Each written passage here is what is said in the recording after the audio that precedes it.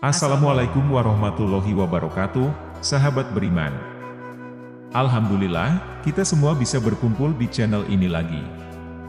Doa dan harapan saya semoga saudaraku yang menyimak video ini senantiasa dalam lindungannya, diberikan kesehatan jasmani dan rohani yang sempurna, dilapangkan rezekinya dengan berkahnya, diampuni segala dosanya, dipanjangkan umurnya dengan keberkahan. Amin ya Allah ya Robbal Alamin. Dalam hidup, kita sering dihadapkan pada pilihan-pilihan yang membingungkan, terutama dalam hal keuangan dan amalan kebaikan seperti sedekah. Sebagai umat muslim, kita diingatkan akan keutamaan sedekah, namun juga diingatkan akan tanggung jawab untuk melunasi utang yang menjadi kewajiban. Pertanyaan muncul, bolehkah bersedekah jika masih memiliki utang? Bagaimana memprioritaskan antara utang dan sedekah? Mari kita telusuri lebih dalam pandangan para ulama dan hadits-hadits yang membimbing kita dalam menjalani kehidupan yang seimbang antara memenuhi hak-hak Allah dan hak-hak sesama. Dengan pemahaman yang jelas, kita dapat mengambil keputusan yang bijaksana dalam mengelola keuangan dan melaksanakan amalan kebaikan. Bersedekah adalah amalan yang sangat dianjurkan dalam Islam, sebagaimana yang diajarkan oleh Rasulullah Shallallahu Alaihi Wasallam. Ada beberapa hadis yang menunjukkan keutamaan bersedekah dalam agama Islam. Rasulullah Shallallahu Alaihi Wasallam bersabda, "Sedekah paling utama adalah yang dilakukan susah payah oleh orang yang berkekurangan. Mulailah dari orang yang engkau nafkahi." Hadis riwayat muttafaq alaih. Melalui sabdanya, Rasulullah Shallallahu Alaihi Wasallam juga menyebutkan sejumlah keutamaan bersedekah. Salah satunya sedekah dapat melancarkan rezeki. Abu Hurairah radhiyallahu berkata bahwa Rasulullah Shallallahu Alaihi Wasallam menuturkan, "Pancinglah rezeki kalian dengan bersedekah." Hadis riwayat Baihaqi. Waktu bersedekah yang utama. Rasulullah Shallallahu Alaihi Wasallam menyebutkan bahwa waktu yang paling utama untuk bersedekah adalah ketika seseorang menghadapi kesulitan atau keadaan sempit. Ini menunjukkan bahwa kebaikan sedekah menjadi lebih berarti ketika seseorang memberikan sumbangan atau bantuan saat mereka sendiri sedang mengalami kesulitan. Sedekah yang dilakukan dengan susah payah.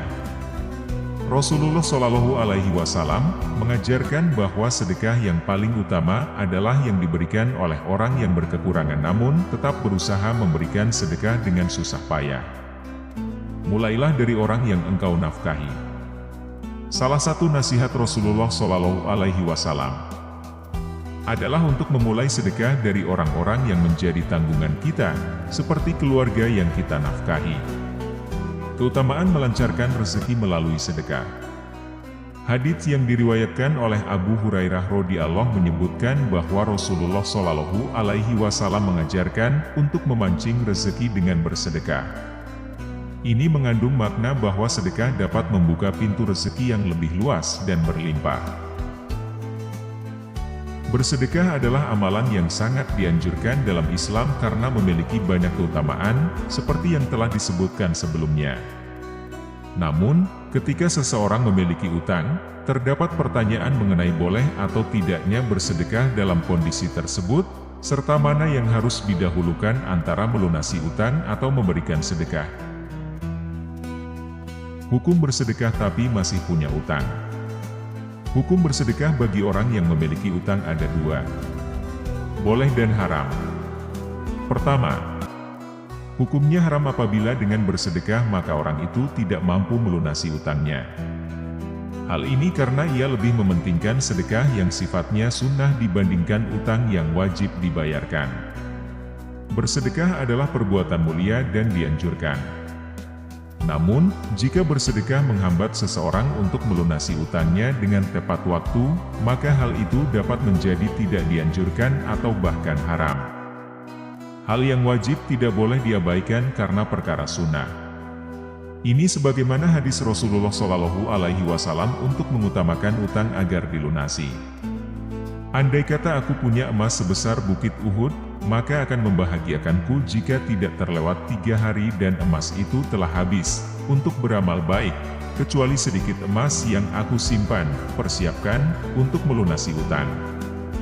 Hadis riwayat Bukhari. Hadis riwayat Imam Bukhari yang menggambarkan betapa pentingnya melunasi utang dengan segera. Nabi Muhammad SAW menekankan bahwa utang harus menjadi prioritas yang tidak boleh diabaikan, bahkan jika itu berarti mengorbankan amalan-amalan sunnah. Dalam hadis tersebut, Nabi Muhammad SAW menggunakan perumpamaan emas sebesar Bukit Uhud untuk menggambarkan betapa berharganya kewajiban melunasi utang. Bukit Uhud adalah salah satu gunung yang besar di sekitar Madinah, sehingga perumpamaan ini menggambarkan bahwa utang adalah tanggungan yang besar dan harus diselesaikan dengan sungguh-sungguh. Dari hadits tersebut, dapat disimpulkan beberapa hal. Pertama, prioritas utang. Utang memiliki prioritas yang lebih tinggi daripada amalan-amalan sunnah, seperti sedekah yang bersifat tambahan atau sunnah. Kedua, kewajiban melunasi utang. Setiap muslim diwajibkan untuk melunasi utangnya sesuai dengan kesepakatan yang telah dibuat. Ketiga, tidak mengabaikan kewajiban.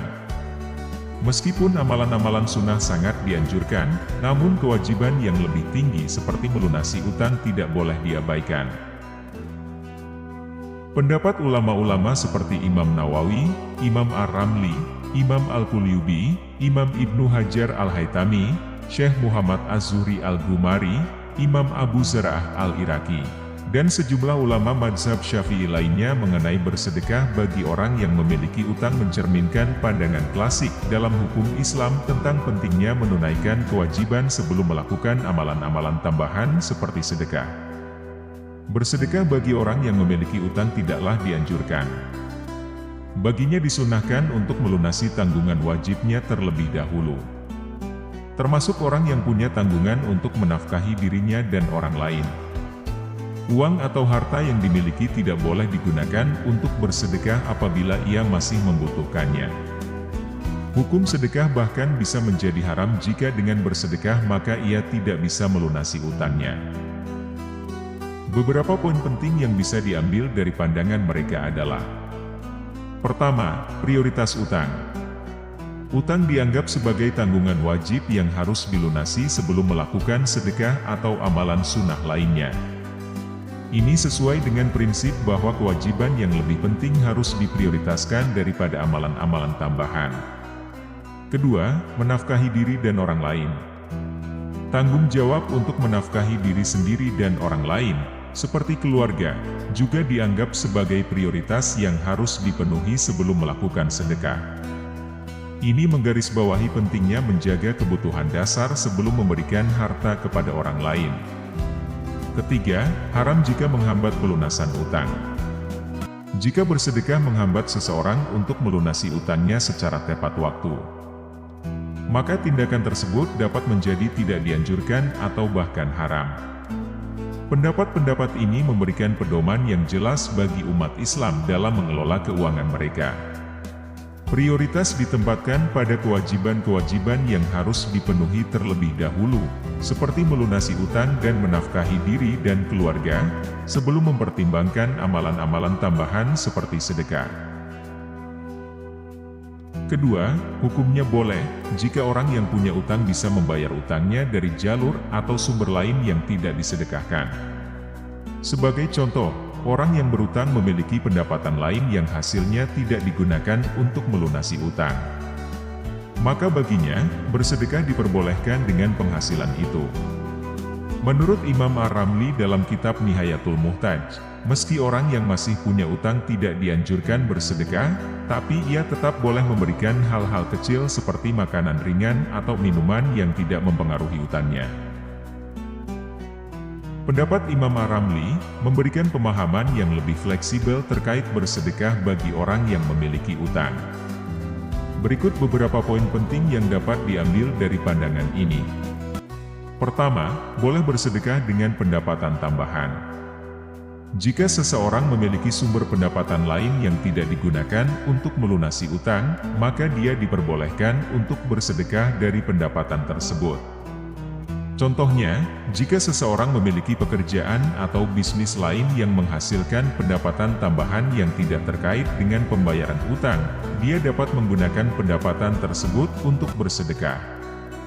Kedua, tidak menunda pembayaran utang.